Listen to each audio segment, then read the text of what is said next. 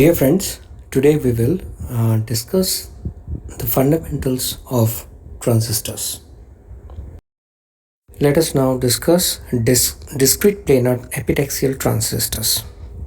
It consists of a substrate. Sometimes the substrate acts as the connection for collector region.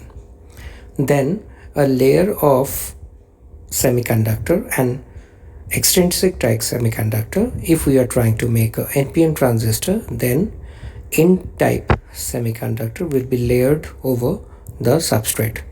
Now, if it is a discrete transistor, the connection for the collector region is made from substrate region. So, the substrate region is slightly heavily doped with respect to collector. Then a lightly doped base layer with the opposite type compared to the collector is made over it. After that, we have a heavily doped layer that is built over the base region. We call it emitter. Now, to protect the emitter base and the collector region, an oxide layer is formed above it. For the connections, the metal contacts are very important. To make the metal contacts, we need to etch out the oxide layers and form a deposit of metal over it, and then the terminals can be connected to it. In this figure, some parts of the oxide layers are etched out and metallization is done to form the contacts for collector, base and emitter contacts. There are basically two types of transistors. One is called NPN, the other one is called PNP. Now, in an NPN transistor, a P layer, a lightly doped P layer is sandwiched between two N-type layers. We have to remember one thing: the emitter junction constructed out of N-type semiconductor is the heavily doped semiconductor compared to the base and the collector region. Similarly, the other type is PNP, where N-type, a lightly doped region, is sandwiched between the two P types. The lightly doped sandwich region is always called the base. The moderately doped region is called collector. The heavily doped region is called the emitter.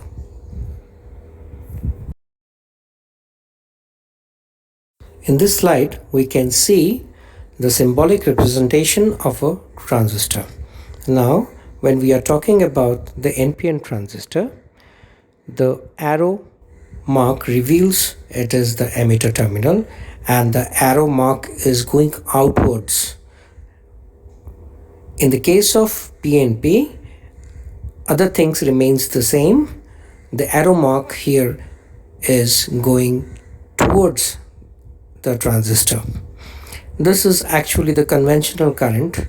This symbolizes the conventional current that is going either out of the transistor or getting into the transistor.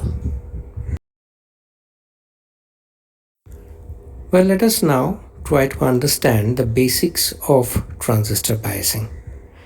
The transistor to operate as an amplifier, emitter-based junction should be forward biased, and the other junction, that is the collector-based junction, should be reverse biased. So let us try and understand how it is done. Now, if we look into the figure, here we have two DC voltage sources. One is called VBB, the other one is called VCC. Now, in this diagram, we can see that the emitter has been grounded and the base has been connected via a resistor to the power source. Now, the power source is been denoted by VBB. Now, usually the voltage source VBB is less compared to the voltage source VCC. So when the base emitter is forward biased, as we can see from the figure, the VBB is applied across this, so the potential drop across the base and the emitter, we can call that VBE, and the potential drop that is appearing across the collector to the ground, we will call that VCE. Now suppose the voltage VCC is presently at 12 volts, then the collector is having a potential plus 12 with respect to the ground. Now suppose the base voltage is at 0.7. Now therefore the base is 0.7 positive with respect to the ground. But if we consider the voltage difference between the base and the collector, we can see the collector is at 12 volts and this is at 0.7, then obviously the base voltage is lesser compared to the voltage at the collector, and hence this particular junction is again reverse biased.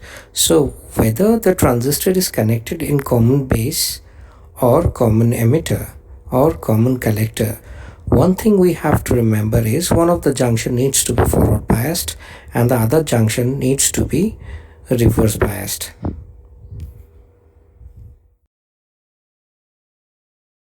So to conclude, in this video lecture we have studied the planar structure of a transistor.